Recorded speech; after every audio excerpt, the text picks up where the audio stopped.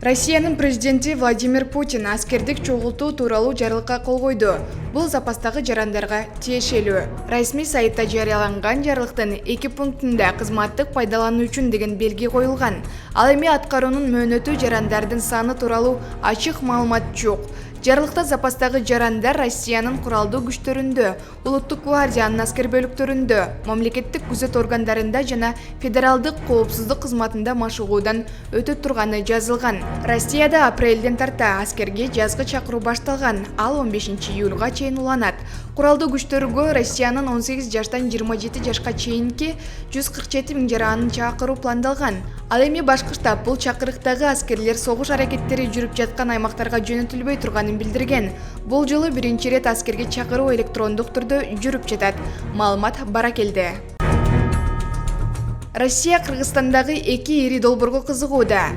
Кыргызстандын тышкы иштер министринин биринчи орун басары Асен Исаев биринчи радионун эфиринде Садыр Жапаровдун Россиядагы иш сапарында кайсы экономикалык долбоорлор талкууланганын ачыктады.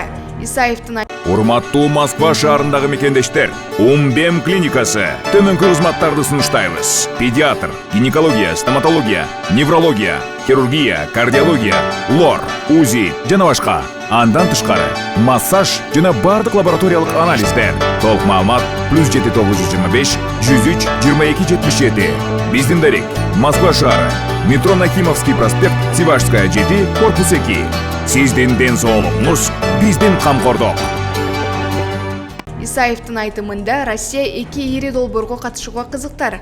Алардын бири Кытай, Өзбек, Кыргызстан темир жолунун курулушу.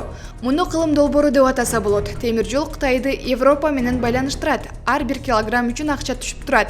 Бул долбоор Москвада талкууланды жана Россия курулушка катышууну көздөп жатат, деди Исаев. Ал эми 2 ири долбоор Камбар-Ата ГЭСинин курулушу. Маалымат Баракелде.